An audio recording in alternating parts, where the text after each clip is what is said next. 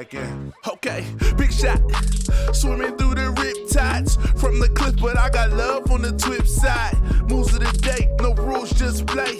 Go against me and you'll be losing the day. Moves on the bean, all I do is fillet.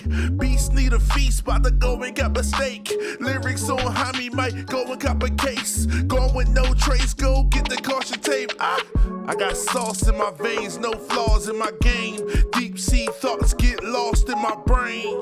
I done broke up out the cage. Yeah, I'm the lion untamed. I am the answer, I am the answer. Not for the banter, I am like Sanders, Dion or Barry. You do not scare me. I am the answer, I am the answer. Not for the banter, I am like Sanders, hey. Dion Barry, you do not scare me. What's up, everybody? Welcome back to another episode of Visionary Rhetoric. It is your host, Tuck, and I'm glad you have joined me today. See, today is a wonderful day, not because of what you see around you, but because of what you've decided within you. So I want to encourage you out there, like I have been throughout the last few episodes, from the beginning until now. I've done it in several episodes. I want to encourage you to work on mastering peace. Peace has nothing to do with what's happening outside of you. It's a decision you make about how you're going to live inside your thought life, your feelings, and how you are able to manage them. Not control them, but manage them. Because in reality, we're humans, and feelings and emotions are going to come and go. So you can't control them, nor should you try, because that's unhealthy. What you need to do is learn how to manage them and learn how to use them in a way that the information or the data that you're receiving from them will help you to create solutions or help you to continue to heal in the way that you need to heal. So we got a lot going on in the world. We're going to talk about some of that in this episode. But I want you to get to a space where, even with the reality of what's happening in the Middle East, what's happening in our nation right now, what's happening in your community, if it so applied to you, I want you to be able to take that information, that data, and I want you to be able to process it and be able to use it for your good. First thing I want to bring up is Donald Trump, his exhortation, his urge to the Christians, which he says in that same speech. We didn't mishear him, that he's not a Christian, but he wants the Christians to get out and vote. And the key thing there is to vote for just one more time. And again, Christians, get out and vote just this time. You won't have to do it anymore. 4 more years, you know what? It'll be fixed. It'll be fine. You won't have to vote anymore, my beautiful Christians. I love you, Christians. I'm a Christian. I love you. Get out. You got to get out and vote. In 4 years, you don't have to vote again. We'll have it fixed so good you're not going to have to vote. Just one more time. And one word that has come up when we talk about Donald J. Trump is dictatorship. And we cannot act like that's not a real thing. We can't act like that's a slip of the mind. If it is a slip, it's a Freudian slip, meaning it's something that he really wants, he desires, that he didn't maybe mean to say out loud or mean to help us realize that he's serious about that, but he did. And on top of that, he stood on business. He said, I'm not retracting that statement. So his urge was for the Christians, and I'll specify because I'm what you would consider, I'm a Christian, right? And so I'll say his urge was for Christian nationalists. And I'm being very specific about that because there was this post. Actually, I'm going to let you go ahead and see that right now. Seeing is Christian nationalism as a tool for political manipulation. You have a political ideology in this context, whether right or left. That's your political ideology. And you're using scripture, you're using Jesus as your mascot, as your cheerleader for justifying that political ideology. So instead of Jesus informing your politics, you're using Jesus as a mascot to validate your politics. And you're expecting everybody else to conform to that politics because, of course, you need to, because it's God, it's Jesus. So you need to believe like I believe, you need to worship like I worship, you need to pray like I pray, and you need to vote like I vote. Jesus said you shall know a tree by its fruit. So if I look at the fruit of a lot of the organizations, ministries, churches that have the language of Christian nationalism, unfortunately, I'm not seeing the poor being served. I'm not seeing those who are oppressed being liberated. I'm not seeing humility. I'm not seeing an invitation for everybody to be welcome. I'm seeing this hunger for political power that rules above anything else. If you just want to be a nationalist, go ahead and be a nationalist. Go ahead and be a person that I'll give my life for my country and the nation is the number one thing. Just be that. I just understand that you can't be that while at the same time saying you follow Jesus. Jesus is always going to lead us into a space where we welcome the stranger and we feed the hungry and whoever is sick and poor and downtrodden and pushed to the side. Jesus is always going to lead us into that place. If we're Christians, we follow Christ, and Christ will never lead us into nationalism. In that post, though, you see what the guy said. He said that a lot of what Christian nationalists do is they take whatever their cultural interests are, their national, their patriotic interests are, and they make the Bible align with it. What does that sound like to you? What does that sound? That sounds like what they did on slavery. They chopped up the Bible in a way that it would not allow slaves, even if the ones who were able to read got a hold of their Bible, it would make them still believe that the arrangement of things, so slavery, having an owner and having slave master, was normal. The arrangement of it is what God actually designed to happen. And so I'm not here to get into, did God design it? Did he allow it? I'm more on the side of he allowed it because he gave us free will. He gave people free will. So a lot of times what happens, and this is a little bit of a deviation from the path that I was just on, but a lot of times what happens is we blame God for everything bad that happens, and when it's good, we take the credit, if we're honest with it. If you're good, at doing handiwork and there's an issue that arises, you're like, man, why did the Lord let this happen? Man, it's supposed to be an easy in and out job. I just feel like da-da-da-da. When you figure it out, man, I got skills. You ain't thanking God for that. When you succeed on another job that you might have, you're not thanking God for that success and that increase, that abundance that is coming to you as a result of whatever you accomplished, whatever was accomplished there. Nobody's saying thank you, God, readily. Now, some of us intentionally do thank God. I'm one of those people that like to give God the glory in all that I'm doing because I'm one of those people that believes that God is with me in everything, whether it's good or bad. So if something good is happening for me, it's because the Lord is smiling down on me. If something bad is happening, it's because I need to learn something. It's not because he doesn't love me. Like I think about the story of Job, right? He didn't do it because he doesn't love Job. It's quite the contrary. His answer to the enemy when asked if he could, he asked him to consider Job because he considered Job to be one of his top men. So he felt like you can go throw anything at Job and he ain't going to fold. He ain't going to fold. And so when I'm going through trials and tribulations, I count it as pure joy. I count it as pure joy because I know that this is only going to increase. It's only going to increase my witness when I come out of the other side of that thing. But back on track completely, we look at Trump, we see him, and he's urging Christians to vote. And he's saying it's going to be the last time.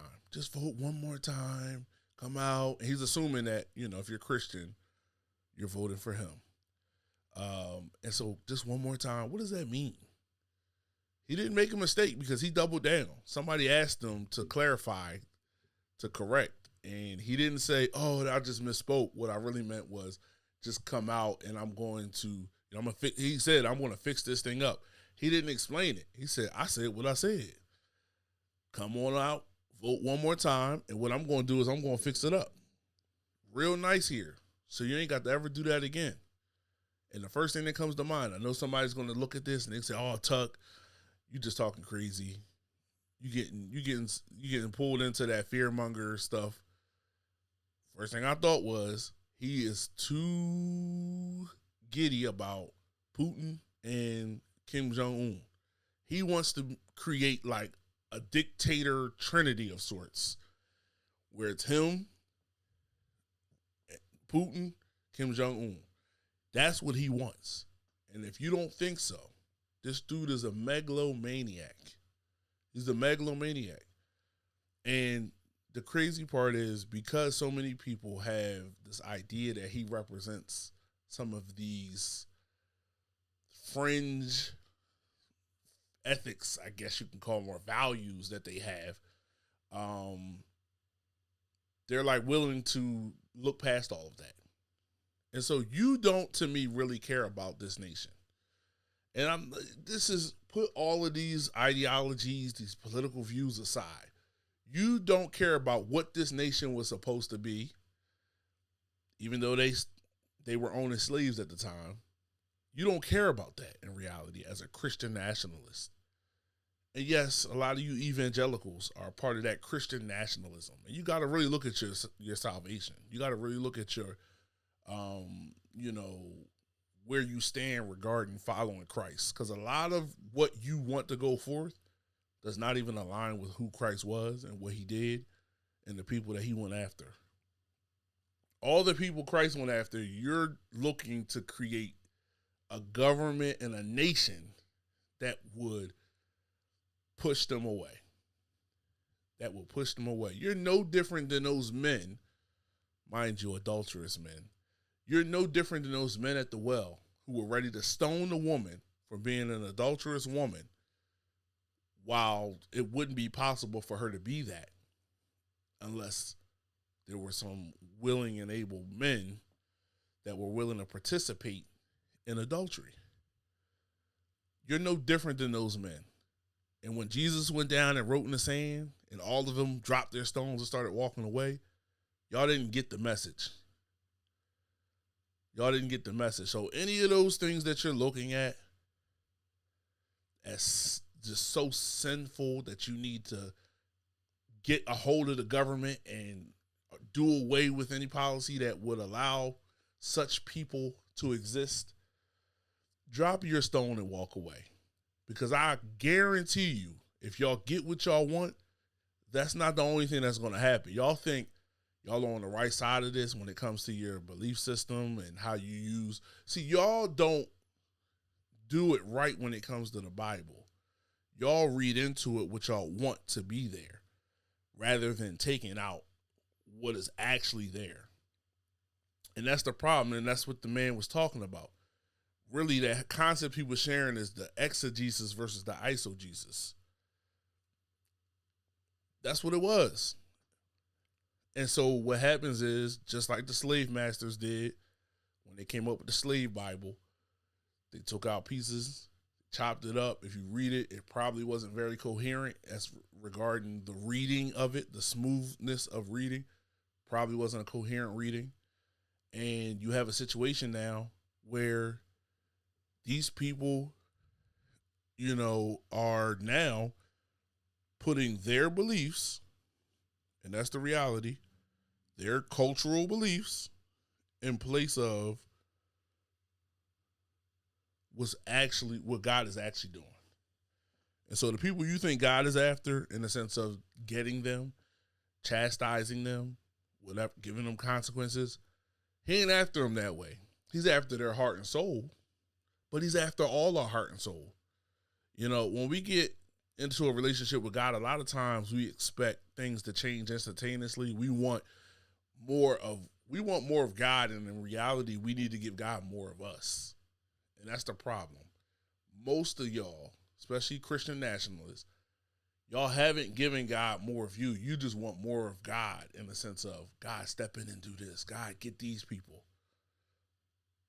And if you think somebody's in sin because they do something that you say is not right, that you claim is explicitly in the Bible and all that kind of stuff, and that you have to be the one, and, we got to get back to rebuking and all that you got to be the one to do it. For every rebuke you can give out, there's probably 10 that could come back towards you. And that's where I'm going to leave that at. But to kind of wrap up the Donald Trump thing, be careful what you support, because what he's talking about is a dictatorship.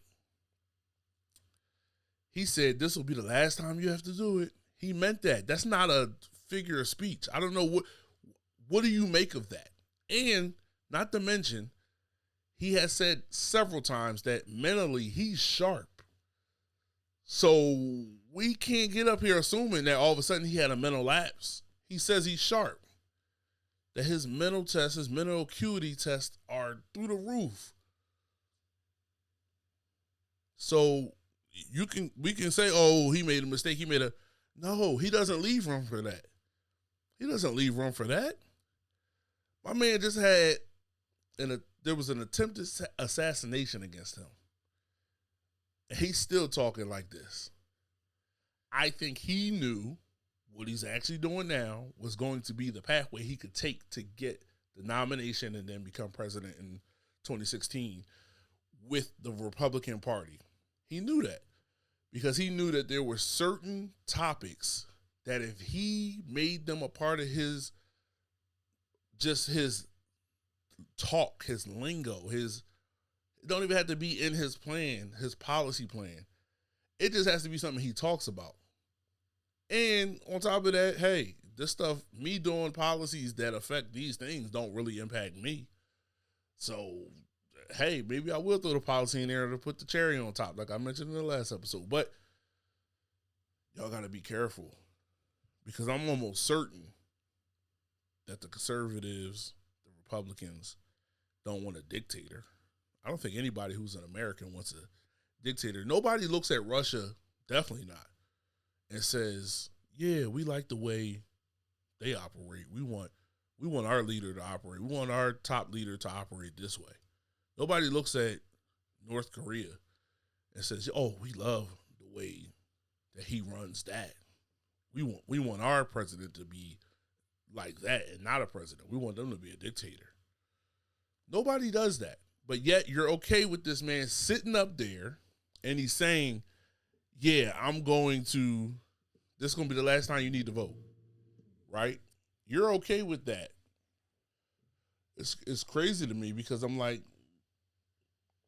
when do we become okay with the idea of a dictator in America?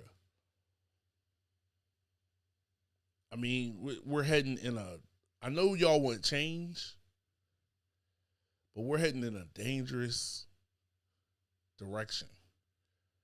Very dangerous direction. And again, I get it. People want change. They want something different. They don't want this, career politician jargon, BS or whatever anymore. And I get it.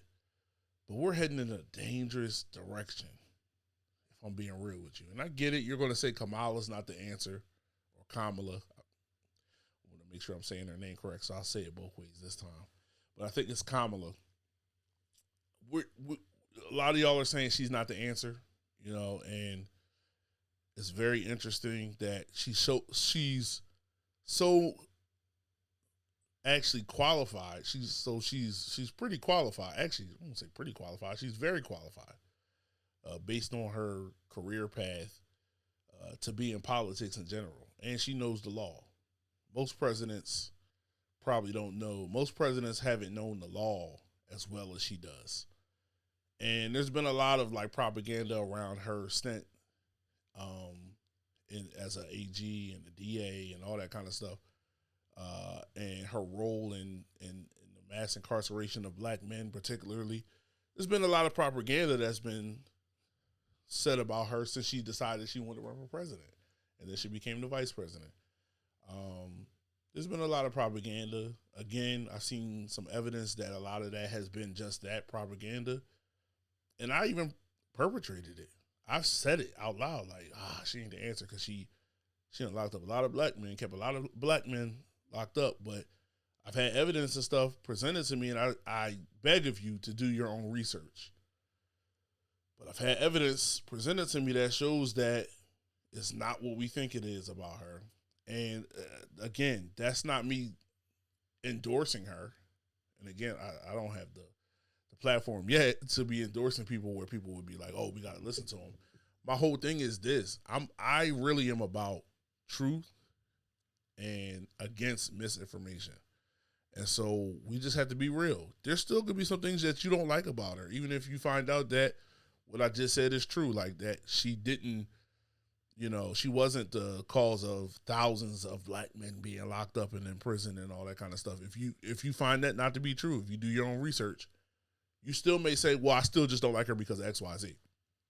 Whatever. I don't agree with what her stance has been this whole time. I think recently she has come out and said that she is, for a ceasefire. But even that is very light.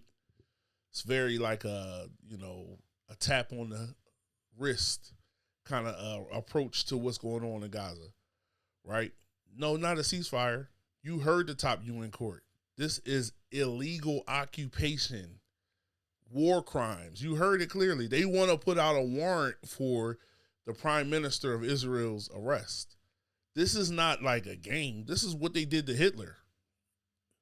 So it's the same thing. They took it to court. They took it to the top court, UN and all that, and they deemed it this, and they took action. And so for America to still be supporting, he was here talking to our Congress and all that stuff, and talking all that, everything, and saying we need to do something about, like, as if they were the victims. They're not, though. And then people, if you go through reading the comments on anything about that, and again, Governor Shapiro keeps saying things that's in favor and saying stuff is anti-Semitic, and he's not taking into account you're the governor of PA, not the governor of the Israeli people in PA, the Jewish people in PA. You are the governor of Pennsylvania. Your statements have to represent that, not this agenda, not the Zionist agenda. It has to represent the fact that you have Palestinians in your state. It has to represent the fact that you have people who don't agree with what's going on in Gaza in your state. And so I'm disappointed in him because you're not being balanced in this. You keep coming out about anti-Semitism. Well, Arab people are Semitic people as well. So what is killing thousands upon thousands of Arab people, Palestinians, considered? Nobody has ever stepped up and said, that's anti-Semitic, because it is. Jewish people, Israelis, are not the only Semitic people. And we have been badgered by this, that as if that was the case. But again, Governor Shapiro, if you ever hear this, you are the governor of PA. There are a lot of different people in PA. Not everybody is gung-ho in favor of what Israel's doing to Palestinian people because of what they said Hamas did on the 7th. That's one incident. When we look at that ruling by the UN, the top courts of the UN, they talk about decades of this occupation. They're not just talking about from October 7th to now. That's the most recent glaring thing that's kicked off everything else. But from that point, though, there's been way more people killed, or should I say unalived for YouTube, unalived in that time frame than there was on that date. So let's get real here.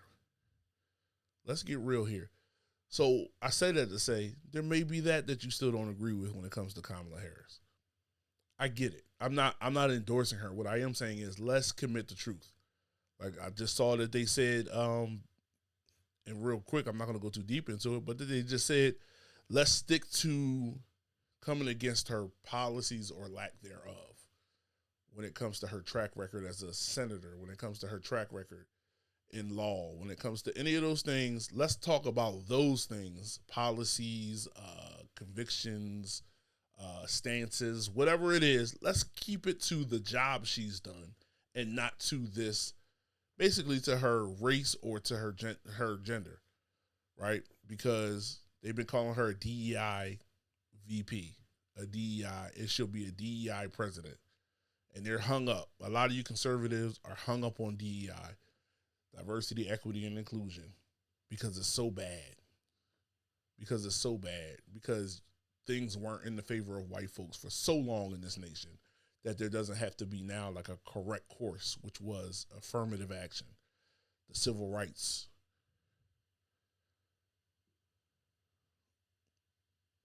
All those things were a correct course for what this nation started as. You got to understand there are people who started as slaves and who were intended to be slaves for generations. Then when they got free, there were people who basically, when you look at anything that happened, it could be Jim Crow laws, redlining, and whatever, there was every attempt to keep black folk in a state of disorientation forever. And when I say that, I mean not having generational wealth, which we look at the stats now. Redlining really helped a lot of white folks have major generational wealth because their homes were such and such price at that point. They were paid off, and then they were able to keep that in their family. So before you get into this space of, oh, this is DEI, this DEI, that, affirmative action. First of all, affirmative action's major beneficiary were white women. You can look that up. White women benefited the most from affirmative action. So when you have the Supreme Court knock that down, it's cutting off your nose to spite the face. That's really what you just did, because white women benefited the most from that, and they're part of your community. But I digress again. Be careful. We're heading in a dangerous direction. If you're still set on supporting Donald Trump, you're heading in a dangerous direction, because he's planning on being in a position, and I get it. Somebody's going to say, watch, I'm always thinking, somebody's going to say, he's old, he can't be in there forever. A dictatorship is past, though. So if he creates a situation where he gets enough people behind him, okay, here goes another thing somebody's going to say. He gets enough people behind him, right? Let me finish that thought real quick. He gets enough people behind him to say, all right, we're going to bolster this dictatorship, and we're going to let him pass it to the next person in his family, or whoever he wants to appoint. You can have that happen. But this is what I'll say. And I know you're going to say, man, you're getting caught up in this. That ain't going to never happen. Okay, cool. Let's say it doesn't happen. Here's another thing somebody's going to say. Well, he's old, right? That's the first thing. Another thing they're going to say is, oh, as the Republican Party, we wouldn't let that happen. He could think he's going to be a dictator, but that we wouldn't let that happen because we would keep this intact. We believe in the democracy. We do believe in that. We wouldn't let him do that. My question is, if you're thinking that, and I'm not even going to go into a thought after, I'm going to ask the question and I'm going to move on. If you're thinking that way, why even let the man get in office again? If you're thinking, oh, he is deranged, he's off his rocker, he could potentially attempt to do this. And if not, he could potentially try to turn this into another January 6th, 2020. He could potentially try to make that happen. Right? Even worse, though. I mean, you had the guy. With the guys, I think he was with the Heritage Foundation. Correct myself if I'm wrong. Where he goes like, this could say relatively peaceful, with no bloodshed, but only if the liberals, and this is a paraphrase, allowed to be that way. It was like threatening physical violence. And guess what? He ain't gonna be front line for that physical violence. This is why y'all gotta stop getting tricked. Y'all keep getting tricked into doing their dirty work, and they're not doing anything to benefit you. That dude ain't going to be front line. Look at him. He ain't going to be front line. He might be somewhere on the tower. He might be somewhere on the tower catching, wreck or whatever, doing, sniping or something. He ain't going to be front line, though. You think he gonna be boots on the ground if he set off what? I don't think that's gonna happen. But if he set off a civil war, you think that dude that was the director of, I believe he was the director of the Heritage Foundation that I just read stepped down. You think he would be frontline in a civil war? No.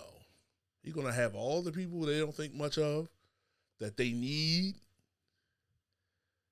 And he gonna be sitting up in a bunker somewhere talking about. That's what he gonna do. That's what he gonna do. He ain't gonna be front line. So this is why I'm saying y'all keep getting tricked. It's not about parties at this point. It's about the exploited, which could be a Republican or a Democrat or a Libertarian or independent or whatever, any of the other ones. It's the exploited versus the exploiters. The exploiters take time to sit down and write up stuff like Project 2025. The exploited champion it, try to implement it on the ground, and when things don't go well and they need to cause a ruckus like January 6th, they send y'all, the exploited of their party, to go do their dirty work while they sit back and they watch. And they incite it. They incite the riot. That's illegal. You can't incite a riot. You can get in trouble for that in reality. But they incite the riot. And they got y'all fighting people that's on the same struggle as y'all, the same plane as y'all, not realizing, like, wait a minute, they sitting up there just watching us. They watching us act a fool. Y'all going to these rallies, getting rah-rahed up. Them wealthy people don't care nothing about you. I can tell you that now. They don't care anything about you. As much as they can make more money off you, as much as they can keep us at odds with each other in chaos so that they can get their agendas done, increasing their wealth, increasing the legacy that they're leaving their children. We got to stop. We got to come together. This is the stuff that Fred Hampton was talking about. We still fighting each other like we each other's enemy. When we in the same class. We are in the same class. Wake up. Just wake up.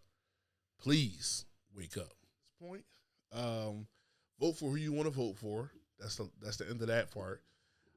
And what I want to say is I look forward to 11 and on, right? I'm going to start having some guests on. I'm going to start sitting down with some people, whether that be them being here in person, me going to them, or virtually. So we're going to start doing that. We got some other things going on. If you would like me to come speak, I do motivational speaking. I do inspirational speaking, anything like that. If you would like me to come speak, whether it be at a college, whatever it may be, reach out to me. Let's get this set up. I'll be willing to do it. I have a journey in school that could help. If you have students, if you see this and you have students at your college that are on academic probation, I was a student that was on academic probation. I got dismissed from the university I was at. I got an associate's degree. I went back to the university I got dismissed from. I got a bachelor's degree and a master's degree. So I can come and talk with those students. I can come and do Q&A with those students on how to get back on track and the journey that they might need to take and how to stay motivated and encouraged when you're in those kind of situations. Let them be able to have a space where they can be uplifted and encouraged and talk to somebody who is what they would deem successful academically now, but has been right where they were at some point in time. So again, if you want that, please reach out, like, comment, share, subscribe on YouTube, write a review on Apple Music and Spotify for me. What else? Instagram, follow me, Monster Prolific. You'll see some stuff on there, Monster Prolific, and I might throw that up on the screen. But yeah, so that's it for this episode. I appreciate y'all for tuning in, and I look forward to coming back to y'all soon. They never knew I had it. I'm in the game like Madden. Born in the 80s, but my folks were never addicts. Here to reap havoc on the industry so tragic. You think it's a joke, so now you pointing and you laughing. but it's cool. I'm free when I'm rapping. You can keep on napping. I'm living my dreams. You just living a scream. Horror movie antics. Metaphor probably went past your bandwidth. If you mad, catch me in transit. But be careful, I could be Luke or Anakin. So don't step to me wrong. Cause my force is too strong. You got a problem too. I am the answer, I am the answer, not for the banter. I am like Sanders, Dion or Barry. You do not scare me. I'm the answer, I'm the answer, not for the banter. I'm like Sanders, ayy, Dion or Barry. You do not scare me. They don't know what to do with me, no shoes fit me. They can't get a hold, I'm too slippery. Plus they too wicked deep. I'm sharp like Spears, no Britney. Rockin' till they have a problem and they call Houston, no Whitney. I know what my mark is, so why would you start this? My team too good, I feel like Carson. Like they don't need me, but I'm still the sergeant. Yeah, I am the answer, I am the answer, not for the banter. I am like Sanders, Dion or Barry. You do not scare me. I'm the answer, I'm the answer, not for the banter. I'm like Sanders, ayy, Dion or Barry. You do not scare me.